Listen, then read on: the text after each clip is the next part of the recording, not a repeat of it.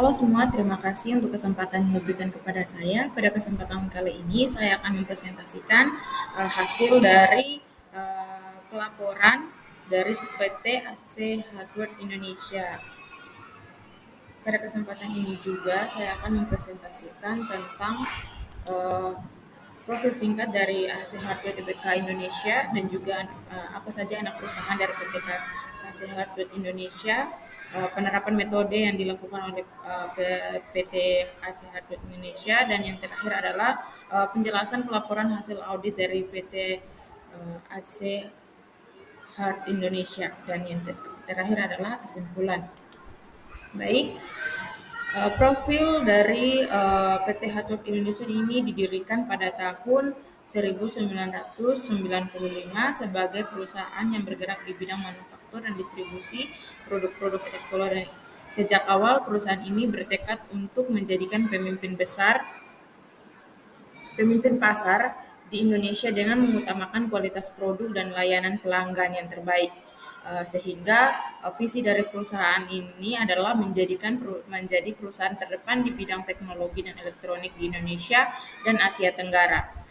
Misi perusahaan adalah memberikan solusi teknologi terbaik untuk memenuhi kebutuhan pelanggan serta menciptakan lingkungan kerja yang inovatif dan produktif. Nilai-nilai perusahaan meliputi profesionalisme, integritas, kolaborasi, dan keberlanjutan. Selanjutnya, penerapan apa yang dilakukan yaitu dalam anak perusahaan ini, PT Asset Indonesia menerapkan metode biaya dalam akuntansinya.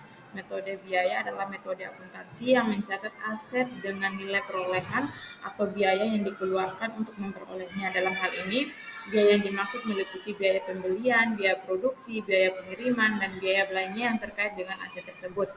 Penerapan metode biaya ini sangat penting karena dapat memberikan informasi yang akurat tentang nilai aset perusahaan.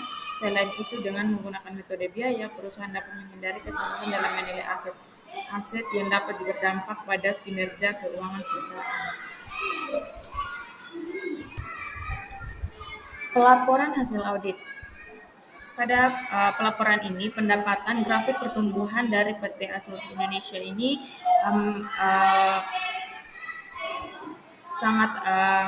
grafik pertumbuhan PT Tbk high detail sharp fokus.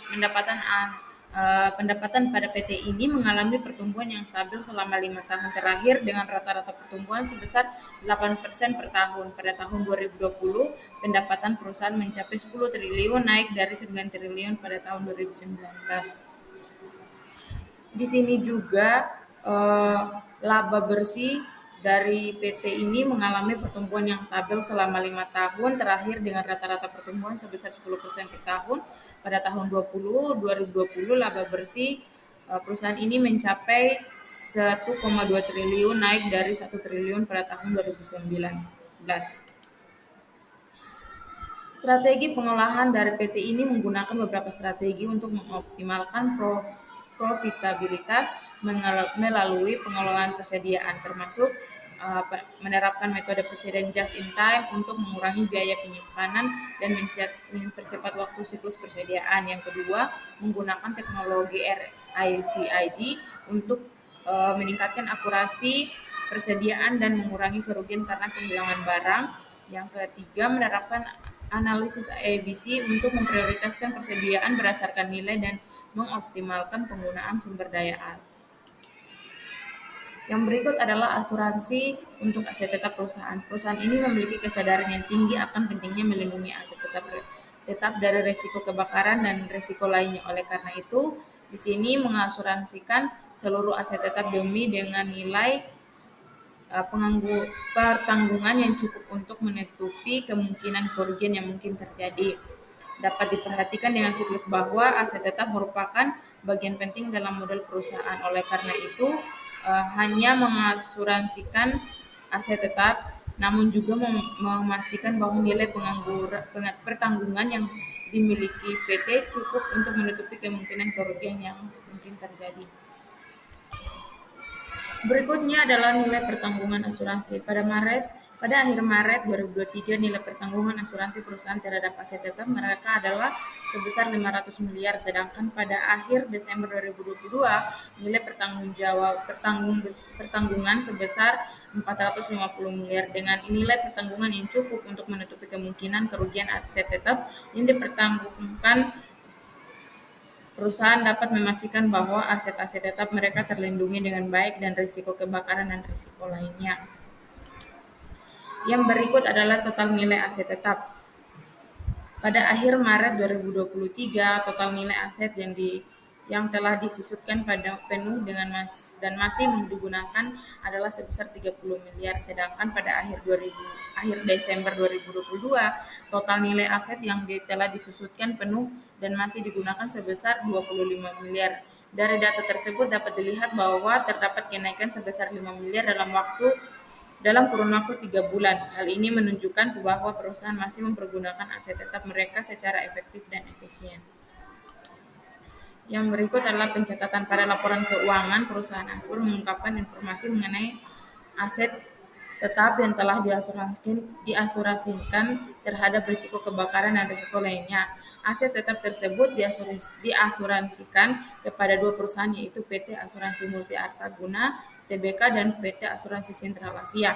Nilai pertanggungan aset tetap perusahaan pada tanggal 31 Maret 2023 adalah sebesar 853 miliar 315.547.000, sementara pada 31 Desember 2022 adalah sebesar 805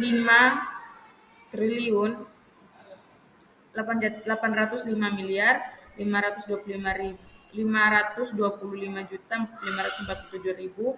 Manajemen perusahaan berpendapat bahwa nilai pertanggungan ini cukup untuk menutupi kemungkinan kerugian aset tetap yang dipertanggungkan. Total tercatat bruto dari setiap aset yang telah disusutkan penuh dan masih digunakan pada 31 Maret 2023 adalah sebesar 746 miliar 229.115.716 rupiah, sedangkan pada 31 Desember 2022 adalah sebesar 732 miliar. Informasi ini memberikan gambaran menunjukkan aset tetap setelah mengalami penyusutan dan masih dalam penggunaan. Pengungkapan ini menyatakan bahwa pengurangan yang terjadi pada mutasi di aset merupakan saldo kontrak sewa yang telah habis masa sewanya.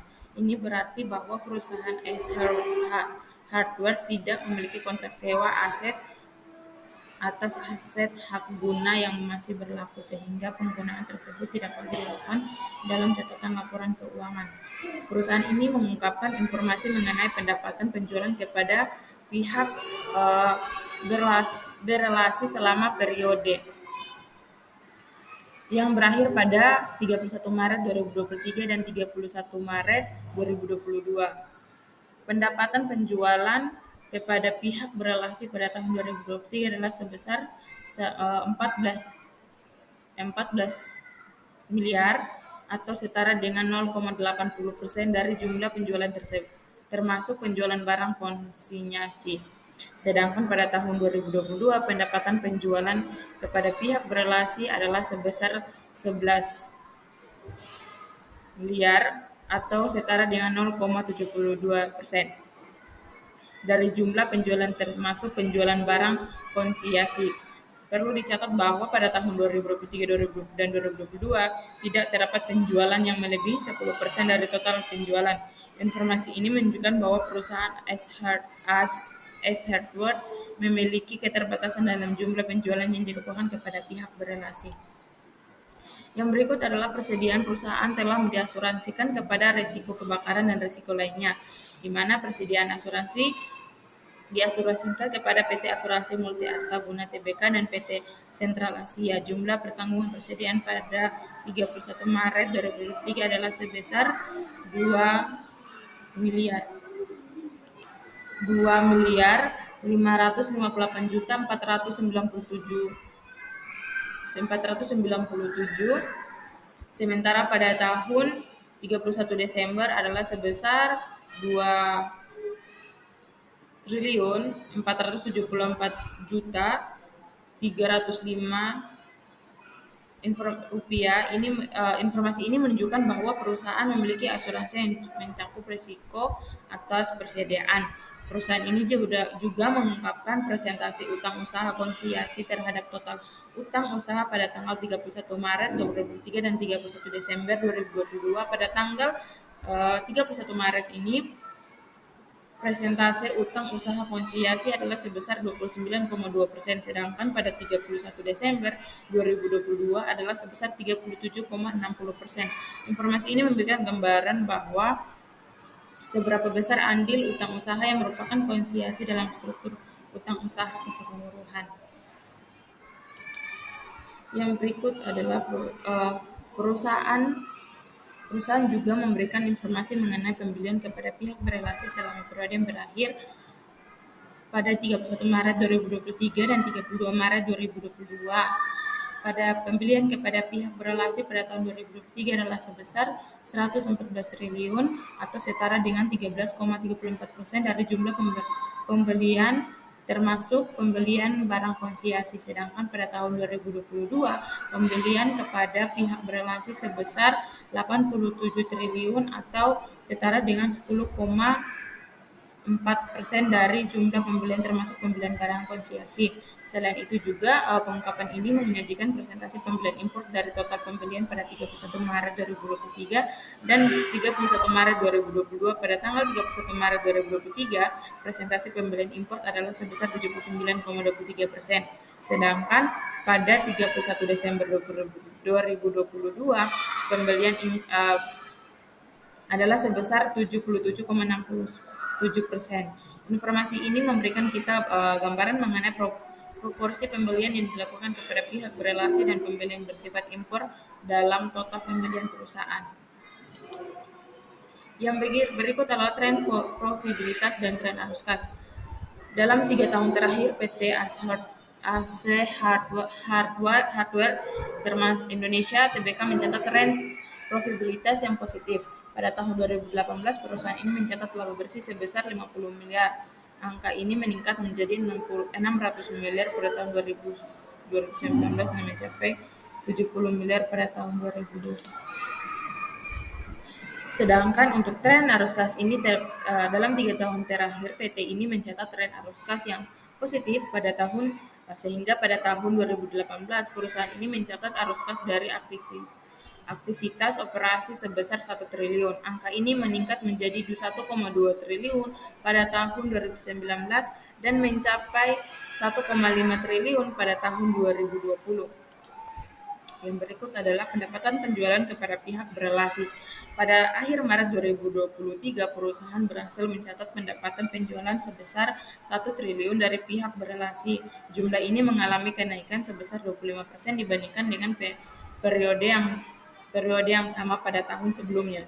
Sementara itu, pada akhir tahun Maret 2022, pendapatan penjualan dari pihak berelasi sebesar 800 juta Angka ini mengalami kenaikan sebesar 20% dibandingkan dengan periode yang sama di tahun sebelumnya. Pendekatan dan hasil audit. Pendekatan audit pada PT ini dilakukan 2 pendekatan, yaitu pendekatan substantif dan pendekatan analisis. Pendekatan substantif dilakukan pemeriksaan yang mendalam terhadap transaksi dan saldo akun dalam laporan keuangan. Yang kedua, saldo analitis dilakukan analisis terhadap hubungan antara data keuangan dengan faktor-faktor lain yang mempengaruhi keuangan, sehingga hasil dari audit pada PT AC Hardware Tbk ini dinyatakan menggunakan pendekatan audit wajar tanpa pengecualian atau unqualified opinion karena laporan keuangannya dianggap akurat dan tepat dan dipercaya. Oke, kesimpulan pada presentasi kali ini berdasarkan informasi yang telah kita dapat disimpulkan bahwa perusahaan yang memiliki komitmen tinggi terhadap kualitas dan kepuasan pelanggan, anak perusahaannya juga menerapkan metode biaya dan metode ekuitas akuntansinya yang menunjukkan transparansi dan akuntabilitas yang baik.